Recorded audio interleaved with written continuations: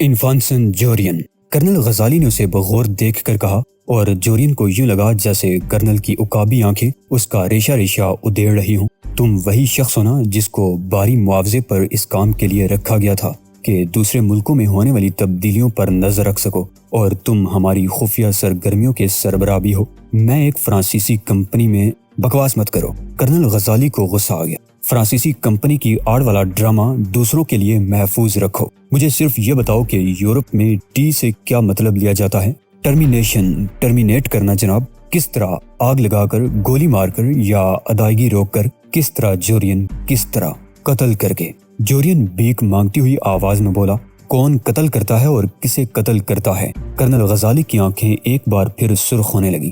میرا خیال ہے کہ آپ امریکہ میں ہونے والے مولبی اور فلپ کے قتل پر گفتگو کرنا چاہتے ہیں جناب۔ جورین نے ایک طویل سانس لے کر کہا، وہ دونوں ہمارے لیے کام کر رہے تھے، انہیں ارب مفاد کے لیے قتل کرنا پڑا، اور $2.5 کی رقم ان کی خدمات کے صلے میں ان کے اہل خانہ کو ادا کی گئی تاکہ وہ جمہوریہ کی عظمت کے گن گا سکیں۔ اوہ، آپ سب لوگ اس فرانسیسی کو میرے پاس یہیں چھوڑ کر باہر تشریف لے جائیں۔ کرنل غزالی نے پہلو بدل کر کہا، اور انتظار کریں۔ باری باری تمام وزراء اٹھے اور کمرے سے باہر چلے گئے۔ کرنل غزالی کی عقاب جیسی آنکھیں جورین کے بندر جیسے چہرے پر مرتکز ہو گئیں۔ بتاؤ، ہم امریکہ میں لوگوں کو قتل کرنے پر کیوں مجبور ہو گئے؟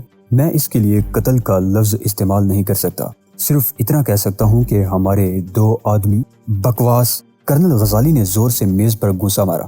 تم جھوٹے اور دروغ ہو۔ سفارتی حلقوں میں 3 سائنسدانوں کے قتل کی خبر گرم ہے۔ وہ کہتے ہیں کہ یہ سائنسداں تیل بنانے کا فارمولہ تلاش کر رہے تھے، اور اسی فارمولے کے سلسلے میں انہیں قتل کیا گیا ہے۔ سنو فرانسیسی جاسوس! کرنل غزالی کرسی سے اٹھ گیا۔ وہ جنگی لباس میں تھا۔ اس کے دائیں جانب چمکدار سیاہ ہولسٹر میں .38 کا ریوالور چمک رہا تھا۔ اس نے ریوالور نکال کر جورین کو دکھایا، اور پھر نہایت پروکار لہجے میں بولا، اب مجھ سے سنو کہ کیا ہو رہا ہے۔ امریکی سائنسداں تیل بنانے کا فارمولہ تیار نہیں کر سکے، اور نہ ہی کبھی کر سکتے ہیں۔ یہی وجہ ہے کہ امریکہ مستقبل میں بھی اربوں پر تکیہ کرے گا، اور جب امریکہ اربوں کا محتاج ہوگا تو ارب ایک عظیم قوت بن جائیں گے۔ ان کی دولت امریکہ اور فرانس کے بینکوں میں رہے گی، اور اس طرح ان ملکوں کی معیشت بھی مضبوط ہوتی رہے گی۔ تاہم فرانس یہ نہیں چاہتا کہ فارمولے کی تیاری کا ذرا سا بھی امکان باقی رہے، لہٰذا اس نے جمہوریہ کے دیوانے لیڈر یعنی میرا کرنل غزالی کا نام استعمال کرنے کی کوشش کی ہے۔ سازش یہ ہے کہ جمہوریہ کا نام استعمال کر کے اور عوام کی دولت لٹا کر فارمولے کی تیاری روکی جائے، تاکہ سارا الزام جمہوریہ اور غزالی پر آئے۔ مگر عالی مرتبت، اس سے تو آپ کو فائدہ ہوتا ہے۔ آپ کے دشمن امریکہ… ہاں، مجھے صرف اس وقت تک فائدہ ہوگا جب تک امریکہ والے یہ پتہ نہ چلا لیں کہ ان اموات کے لیے جمہوریہ کے زر خرید غلام کام کر رہے ہیں۔ سنو فرانسیسی احمق! تمہارا جو آدمی امریکہ میں یہ قتل کرا رہا ہے، اس سے کہو کہ فوراً اپنا ہاتھ روک لے۔ میں بے گناہ لوگوں کے خون سے ہاتھ رنگنا پسند نہیں کرتا۔ یہ تو مشکل ہے جناب۔ اس شخص سے ہم رابطہ قائم نہیں کرتے، بلکہ وہ خود ہی ہم سے رابطہ قائم کرتا ہے۔ اس کا مطلب ہے کہ تم نے ہر سودا گاٹے ہی کا کیا ہے۔ کیا نام ہے اس کا؟ کرنل غزالی نے ریوالور سیدھا کرتے ہوئے دریافت کیا۔ مجھے معلوم نہیں، لیکن میں نے سنا ہے کہ وہ ایک مشرقی باشندہ ہے۔ جوری نے ریوالور کی نال اٹھتے دیکھ کر ایک قدم پیچھے ہٹ کر جواب دیا۔ جورین! کرنل غزالی کی آواز پورے حال میں یوں گونجنے لگی جیسے وہ کسی لاؤڈ سپیکر سے بول رہا ہو۔ میں تمہیں جمہوریہ کے عوام کی دولت ناجائز کام پر خرچ کرنے اور معاہدے کے برخلاف کام کرنے پر سزائے موت دیتا ہوں۔ نہیں! جورین نے الٹے پاؤں بھاگنے کی کوشش کی، مگر گولی اس کی کھوپڑی میں گھس کر پار ہو گئی، اور وہ بوسیدہ چہرے کے ساتھ فرش پر اوندا گر کر اپنے ہی خون میں لت پت ہو گیا۔ مولبی اور فلپ کی لاشیں لینے کے لیے 2 ایسی عورتیں آئیں جنہوں نے حکام کو بتایا کہ وہ کینساس سٹی میں مساج پارلر میں ملازم ہیں، اور انہیں ایک شخص نے لاشیں لینے کے لیے بھیجا ہے۔ وہ کون ہے؟ FBI والوں نے چونک کر پوچھا، کیونکہ کالج میں ایک اجنبی کی پراسرار آمد اور پھر پولیس چیف کا بھی اس کے جال میں آ جانا کوئی معمولی واقعہ نہ تھا۔ وہ سب آخری وقت تک یہی سمجھتے رہے کہ وہ نوجوان کسی انتہائی خفیہ محکمے کا سربراہ ہے۔ ایک عورت نے اٹھلا کر کہا، اس کے بال سیاہ ہیں اور شاید وہ جاپانی ہے، ممکن ہے وہ کوریائی ہو۔ دوسری عورت نے رائے ظاہر کی، اس نے لاشیں کہاں منگوائی ہیں؟ کہیں بھی نہیں، صرف اتنا کہا ہے کہ FBI کے پاس جا کر کہنا کہ ہم مرنے والوں کی بیویاں ہیں، بس اب ہمارا کام ختم۔ وہ چلی گئیں۔ FBI نے انہیں گرفتار نہیں کیا، لیکن ان دونوں نے مولوی اور فلپ کی موت کی پراسراریت ضرور بڑھا دی تھی، کیونکہ مرنے والے وہی تھے جنہوں نے 3 سائنسدانوں کو قتل کیا تھا اور پھر خود بھی قتل ہو گئے تھے۔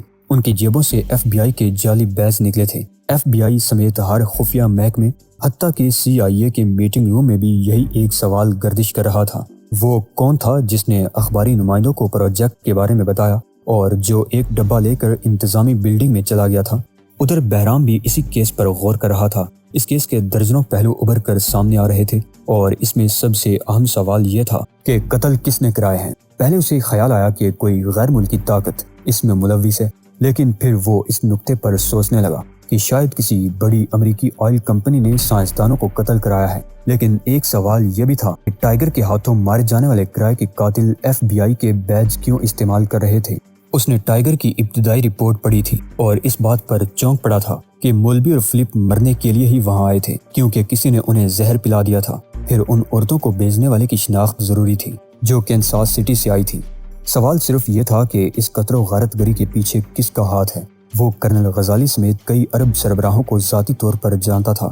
اسے معلوم تھا کہ عرب اس قسم کی حرکتیں نہیں کر سکتے، اور اسے یہ بھی علم تھا کہ اگر کرنل غزالی کو کوئی ایسا کام کرانا ہوتا تو وہ سب سے پہلے چارہ گر کی خدمات حاصل کرنے کی کوشش کرتا۔ اسے یاد آ گیا کہ فلپ اور مولوی کی لاشیں لینے کے لیے آنے والی عورتوں نے بتایا تھا کہ انہیں کسی جاپانی یا کوریائی نے بھیجا ہے۔ اسے بتدریج یقین ہوتا چلا گیا کہ ان عورتوں کی آمد دراصل بے مقصد نہیں تھی، اس نے ان کے ذریعے ڈھکے چھپے لفظوں میں ایک پیغام دیا تھا۔ اب سوال یہ پیدا ہو رہا تھا کہ وہ پیغام کس نے اور کس لیے دیا ہے۔ زندگی میں پہلی بار بہرام کا ذہن سوالوں کا جواب دینے سے انکار کرنے لگا۔ اب اس کے پاس کچھ بھی نہیں تھا، صرف اوشان اور ٹائیگر تھا، اور سب سے سنگین مسئلہ یہ تھا کہ وہ انہیں کہاں استعمال کرے۔ شاہ مدرس کی سازشوں کو ناکام بنا کر مشرق وسطیٰ اور افریقہ میں تشدد اور خونی انقلاب کا نیا سلسلہ روکے، یا امریکہ میں رہ کر قتل و خون ریزی کے اس مسئلے سے نمٹے جس نے دانشوروں کا صفایا شروع کر دیا تھا۔ مان اس کے ذہن کے دریچے کھلنے لگے۔ اسے یوں محسوس ہوا جیسے یہ سب کچھ ایک ہی سازش کے تحت ہو رہا ہے۔ کوئی ایک تیر سے امریکہ اور جمہوریہ دونوں کو نشانہ بنا رہا ہے، مگر وہ کون ہے؟ اس بات کا جواب اس کے کمپیوٹر کے پاس بھی نہیں تھا، مگر کرنل غزالی یہ دریافت کر چکا تھا کہ سائنسدانوں کو کس نے قتل کیا ہے اور ان کے قاتلوں کو کس نے خاموش کرایا ہے۔ اس رات پہلی بار اس کی نیند بے سکون ہو گئی۔ اسے یقین ہو گیا کہ 2 سپر طاقتیں اس ملک کو جسے وہ جنت بنا رہا تھا اکھاڑا بنا لیں گی۔ اس نے معاہدہ دوستی اور تعاون کے تحت روس سے مدد حاصل کرنے پر غور کیا، مگر کانپ کر رہ گیا۔ تیسری سپر طاقت کی مداخلت سے عالمی جنگ کا خطرہ بڑھ سکتا تھا، اور کرنل غزالی مغرب میں کتنا ہی بدنام سہی، تیسری عالمی جنگ نہیں چاہتا تھا۔ وہ دیر تک سوچتا رہا اور پھر اس نے بیڈ کے نیچے ہاتھ ڈال کر ٹیلی فون سیٹ نکال لیا اور ایک نمبر ملانے لگا۔ پھر اس کی انگلی ڈائل پر مسلسل حرکت کرتی رہی، شہر نگاراں، پیرس، لندن، قاہرہ اور نیو یارک، اور پھر آخر ایک نمبر پر اسے وہ شخص مل گیا جس کی اسے تلاش تھی، برادر بہرام۔ کرنل غزالی نے ایک طویل سانس لی اور گہری متانت سے کہا، اور پھر اس کی زبان کینچی کی طرح چل پڑی۔ اس نے بہرام کو بتایا کہ اس کا ملک بعض نادیدہ خطرات کا سامنا کر رہا ہے اور اسے خدشہ ہے کہ شاہ مدرس امریکی حمایت سے دوبارہ برسر اقتدار آنے کی کوشش کر رہا ہے۔ اس نے بہرام کو یہ نہیں بتایا کہ سائنسدانوں فلپ اور مولوی کے قتل میں در حقیقت کون ملوث تھا۔ تل ابیب پر حملے کے لیے ایک صحرا میں تربیتی مشق جاری تھی اور چند جوان ایک غار میں سستا رہے تھے کہ اچانک ایک جوان دوڑتا ہوا نکلا اور گرم ریت پر گر کر تڑپنے لگا۔ کرنل غزالی ایک ٹیلے پر بیٹھا یہ منظر دیکھ رہا تھا۔ وہ تڑپ کر اٹھا، لیکن ابھی کوئی کچھ سوچ بھی نہیں پایا تھا کہ دوسرا نوجوان بھی اسی طرح دوڑتا ہوا آیا اور ریت پر گر گیا۔ تب کرنل سمیت دوسرے افسران کو احساس ہوا کہ دونوں جوانوں کے ہاتھ کٹے ہوئے ہیں، اور جب تیسرا جوان آ کر ریت پر گرا تو وہ ایک سربریدہ لاش میں بدل چکا تھا۔ سب مشین گنوں سے لیس دوسرا دستہ کرنل کے حکم پر دیوانہ وار غار کی طرف لپکا، مگر جوش میں دستے کے کمانڈر سے یہ غلطی ہوئی کہ اس نے 2 دہانوں والے اس غار کا محاصرہ نہیں کیا۔ یوں حملہ آور فرار ہونے میں کامیاب ہو گیا، اور یہ بات دوسرے دستے کے کمانڈر کو ہاتھ کٹے جوان سے معلوم ہوئی کہ حملہ آور دراصل ایک ہی آدمی تھا۔ اس کے بال سیاہ اور رنگت زردی مائل تھی۔ اس کے ہاتھ میں کوئی تلوار نہیں تھی، بلکہ اس نے انہیں اس حالت میں اپنے خالی ہاتھوں ہی سے پہنچایا تھا۔ کرنل غزالی کی آنکھیں غصے سے سرخ ہو گئی۔ ناممکن، زخمی جوان کا دماغ چل گیا ہے۔ ایک آدمی میرے 11 شیروں کو شہید نہیں کر سکتا۔ وہ غرانے لگا۔ جو کچھ ہونا تھا وہ ہو چکا تھا۔ ارد گرد پوری بٹالین کو تمام تر کوششوں کے باوجود کسی کا سراغ نہ مل سکا اور کرنل غزالی 11 جوانوں کی موت کا بوجھ دل پر لیے صحرا سے واپس چلا آیا۔ اس نے تل ابیب پر حریت پسندوں کی حمایت میں حملے کا منصوبہ فی الحال ترک کر دیا، کیونکہ اس کی چھٹی حس کہہ رہی تھی کہ صہیونیوں کو اس منصوبے کا پہلے ہی علم ہو چکا ہے اور غار میں جو کچھ ہوا ہے وہ ان کے دفاعی حملے کا نقطۂ آغاز ہے۔ رات گئے غزالی حسب عادت محل سے نکل کر ایک جیپ میں صحرا کی طرف روانہ ہو گیا۔ وہ راستے میں مختلف قبائل سے ملتا اور ان کے مسائل پوچھتا ہوا کوہ بدر جا پہنچا اور پھر جیپ وہیں چھوڑ کر پیدل ہی سنگلاخ پہاڑوں میں بنی ہوئی ایک بستی میں چلا گیا۔ وہاں پسماندہ قبائل آباد تھے اور آج وہ یہ سوچ کر آیا تھا کہ قبیلے کے سردار سے نہ صرف اس کے مسائل پر گفتگو کرے گا بلکہ غار کے مسئلے پر بھی بات چیت کرے گا۔ پرانی روایت کے مطابق کوہ بدر کے دامن میں آباد اس قبیلے کے بزرگ پیش گوئیاں کرنے میں ماہر سمجھے جاتے تھے۔ او غزالی، اہلاً و سہلاً، خوش آمدید۔ آج تم کچھ خوف زدہ لگ رہے ہو، کیا مدرس واپس آ رہا ہے؟ 100 سالہ ایک بوڑھے نے دونوں ہاتھ پھیلا کر اس کا استقبال کیا اور پھر سب وہیں فرش پر ہی بیٹھ گئے اور گرم گرم قہوہ کے لیے کہہ دیا گیا۔ غزالی نے مسائل حل کرنے کا وعدہ کرنے کے بعد ان بزرگوں کو غار کے واقعات سنائے اور پھر ان سے اظہار رائے کی درخواست کر کے خاموشی سے جواب کا انتظار کرنے لگا۔ غزالی، میرے امزاد کے بیٹے، ایک بے حد بوڑھے شخص نے ریت پر آڑی ترچھی لکیریں کھینچتے ہوئے طویل سانس لے کر کہا، اس مملکت پر شر برسنے والا ہے۔ میں قتل و غارت گری کی بو سونگ رہا ہوں۔ تم نے لاشیں دیکھی ہیں اور ان کا جو حشر بتایا ہے وہ دنیا میں صرف ایک ہی شخص کر سکتا ہے، ایسا شخص جس نے ایوان سناجو سے قتل کی تربیت حاصل کی ہو، اور اگر یہ وہی شخص ہے تو غزالی میرے بھتیجے مجھے بہت دکھ ہوگا، کیونکہ ایوان سناجو کے کسی بھی تربیت یافتہ نے کبھی گمراہی اختیار نہیں کی، جبکہ تمہارے شیروں کا قتل کسی گمراہ نے کیا ہے۔ ہم تمہارے لیے رب عظیم سے دعا گو ہیں میرے بچے۔ ایک اور بوڑھے نے کہا، شاہ مدرس کی واپسی روکنے اور صہیونی ناسور کاٹ پھینکنے کے لیے ہم اپنی خدمات پیش کرتے ہیں، جب چاہو ہمیں طلب کر لینا، میں اپنے محترم بزرگوں کا شکر گزار ہوں۔ غزالی یہ کہہ کر اٹھ گیا، مجھے ابھی آپ جیسے بزرگوں کی مشوروں کی ضرورت ہے، شمشیر زنوں کی نہیں۔ میں پھر حاضر ہوں گا۔ ایوان سناجو کے کسی گمراہ کا مقابلہ کرنے کے لیے میرے پاس بھی ترک کا ایک پتہ موجود ہے جسے میں جلد ہی استعمال کرنے کی کوشش کروں گا۔ غزالی سوچوں میں گم اپنی جیپ تک پہنچا اور پھر جب اس نے جیسے ہی جیپ سٹارٹ کرنے کے لیے سیٹ سنبھالی، ایک پستول اس کی کن پٹی سے آ لگا۔ کون ہو تم؟ غزالی نے بے خوف لہجے میں پوچھا۔ اس مقام سے کوہ بدر کا فاصلہ بہت زیادہ تھا اور وہاں تک اس کی آواز بھی نہیں پہنچ سکتی تھی۔ اس نے کنکھیوں سے دیکھا، پورے چاند کی روشنی کے باعث اجنبی کا چہرہ اسے صاف نظر آ رہا تھا۔ اس کے بال سیاہ، آنکھیں سیاہ اور رنگت قدرے زرد تھی۔ کیا تم وہی ہو جس نے میرے شیر دل جوانوں کو تنے تنہا قتل کیا تھا؟ غزالی نے اسے فوراً پہچان لیا۔ ہاں، اور میں وہی شخص ہوں جس نے امریکی سائنسدانوں کو قتل کرانے کے بعد قاتلوں کو بھی صفائے ہستی سے مٹا دیا۔ دنیا میں صرف میں ہی تمہاری حفاظت کر سکتا ہوں کرنل غزالی۔ مگر کیوں؟ تمہیں میری حفاظت کی فکر کیوں ہے؟ غزالی نے پستول کی نال کی طرف دیکھتے ہوئے پوچھا، جو اب بھی اس کی کن پٹی سے چپکی ہوئی تھی۔ اس لیے کہ تم میرے مشن کی تکمیل کے ضامن بنو گے اور پھر میں تمہاری مدد سے اس مردود ٹائیگر اور اوشان کو نیست و نابود کر دوں گا جنہوں نے مجھے شمشیر سناجو سے محروم کر دیا ہے۔ اوہ رب کعبہ کی قسم، تم وہی ہو۔ غزالی بڑبڑایا، کیا تم مجھے جانتے ہو غزالی؟ نہیں، مگر میرے بزرگ تم سے واقف ہیں۔ تم ایوان سناجو کے تربیت یافتہ لیکن ایک گمراہ نوجوان ہو۔ غزالی، زرد چہرے پر سختی امڑ آئی۔ غزالی کو دل ہی دل میں اس بات کی خوشی ہو رہی تھی کہ دنیا میں اس گمراہ نوجوان کا بھی کوئی مقابلہ کر سکتا ہے، کوئی اسے بھی کسی چیز سے محروم رکھ سکتا ہے۔ غزالی، میرا نام یاد رکھنا، میں نوگان ہوں، شمشیر سناجو کا واحد حقدار۔ اب میں اس صدی کا نیا آقا ہوں، تم سب میرے غلام ہو، اور اسی طرح اب تیل سے حاصل ہونے والی دولت بھی میری ہے۔ سنو غزالی، اب میں خاص طور سے تیل کی وجہ سے یہاں آیا ہوں۔ میں چاہتا ہوں کہ تیل کا بہاؤ میری مرضی کے مطابق ہو جائے۔ اور تمہاری مرضی کیا ہے نوگان؟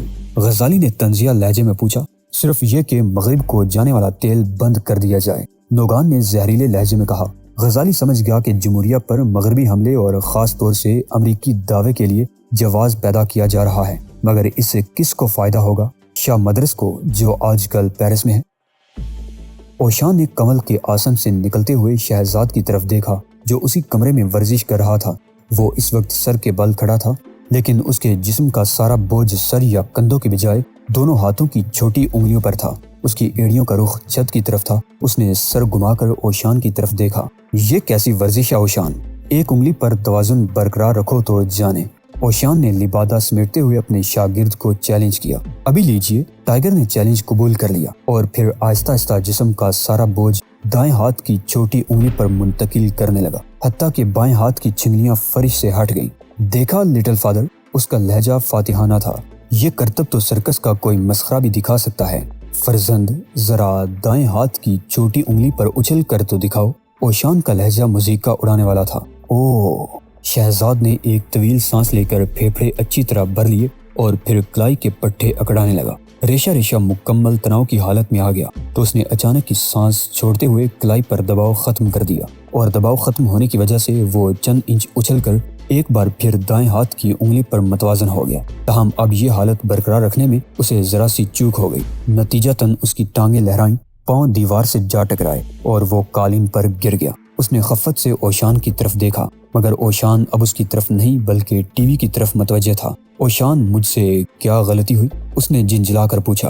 اوشان نے ہونٹوں پر انگلی رکھ کر اسے خاموش رہنے کا اشارہ کیا۔ بتاؤ، اس ورزش میں مجھ سے کیا غلطی ہوئی؟ خبریں آ رہی ہیں۔ شہزاد جھنجھلا کر ٹی وی بند کرنے والا تھا کہ اچانک ایک جماکہ ہوا اور کرنل غزالی کی تصویر اسکرین پر نظر آنے لگی۔ پس تصویر اناؤنسر کچھ بتا رہی تھی۔ کرنل غزالی نے امریکہ کے لیے تیل کی فراہمی بند کرتے ہوئے اس کی وجہ یہ بتائی کہ امریکی حکومت اسرائیل کی حمایت سے دستبردار نہیں ہو رہی ہے، اس لیے زندہ باد غزالی۔ اوشان نے مخصوص انداز میں کہکہا لگاتے ہوئے ٹی وی بند کر دیا۔ شاید اس نوجوان، مگر نہیں، اب تو وہ بھی ادھیڑ عمر ہو چکا ہوگا۔ کوئی بدر پر رہنے والے اسے ضرور جانتے ہوں گے۔ تم اسے جانتے ہو فرزند؟ زیادہ نہیں، لیکن سنا ہے کہ وہ ایک انتہا پسند آدمی ہے اور جائز و ناجائز رائے سے اسرائیل کو ختم کرنا چاہتا ہے۔ تم بھی بالکل کورے ہو، اوشان نے خشک لہجے میں کہا۔ ناجائز چیز کو ختم کرنے کے لیے استعمال ہونے والا طریقہ بھی ناجائز نہیں ہوتا۔ شہزاد خاموش رہا اور پھر انہوں نے بہت عجلت میں اپنا سامان باندھا، کیونکہ بہرام نے اطلاع دی تھی کہ انہیں مشرق وسطیٰ جا کر حالات پر اس طرح قابو پانے کی کوشش کرنی ہے کہ کرنل غزالی کو فوری طور پر ان کی اصلیت کا علم نہ ہونے پائے، اور یہ کہ ان کی پہلی منزل اسرائیل ہوگی۔ کاش کوئی ہمیں ہائی جیک کرے، ٹائیگر کی برابر والی سیٹ پر بیٹھی ہوئی حسینہ نے کہا، جو محض ایک ہی نظر میں کئی درجن افراد کو گائل کرنے کی صلاحیت رکھتی تھی، جبکہ تاحال اس کی کسی ادا کا اثر ٹائیگر پر نہیں ہوا تھا، جو یہ سوچ رہا تھا کہ کاش اسرائیل میں نوگان سے بھی ملاقات ہو جائے۔ اوشان دوسری سیٹ پر مراقبے کی حالت میں بیٹھا ہوا تھا۔ میرا نام جیسی جیکسن ہے، لڑکی نے پھر کہا۔ کیا تم انگریز ہو؟ نہیں، میں ایک انسان ہوں۔ اوہ! وہ جم کر دوسری طرف دیکھنے لگی اور یہودیوں کے حق میں باتیں کرنے لگی۔ ٹائیگر نے اسے گہری نظر سے دیکھا تو وہ اچانک فلسطینی مملکت کے حق میں دلائل دینے لگی۔ شاید وہ اسے کوئی جدید عرب باشندہ سمجھنے لگی تھی۔ لڑکی کے اس انکشاف پر اسے بے حد حیرت ہوئی کہ وہ بھی اسرائیل ہی جا رہی ہے، جہاں اسے نوجوانوں کی عالمی کانگریس کی صدارت کرنی تھی۔ وہ چند لمحوں تک سوچتا رہا کہ عربوں کو اسی قسم کے منافقوں نے نقصان پہنچایا ہے۔ وہ یہ بھی سوچ رہا تھا کہ کیا عالمی کانگریس میں آنے والے غیر ملکی جیسی جیکسن جیسی ہی ذہنیت رکھتے ہوں گے۔ طیارے میں اچانک ہی اسرائیل کے خلاف اور اس کے حق میں بحث چھڑ گئی۔ ایک پادری بھی فلسطین کے حق میں بول رہا تھا۔ اس کا نام فادر ہیرگن تھا اور اس کا کہنا تھا کہ صہیونیت ایک خطرناک مرض ہے جس نے یہودیوں کو زندہ درگور کر کے رکھ دیا ہے۔ دوستو، اسی کے ساتھ آج کی قسط کا اختتام ہوتا ہے۔ گزارش ہے کہ چینل کو سبسکرائب کرتے ہوئے ویڈیو کو لائک شیئر لازمی کیجیے۔ اللہ نگہبان۔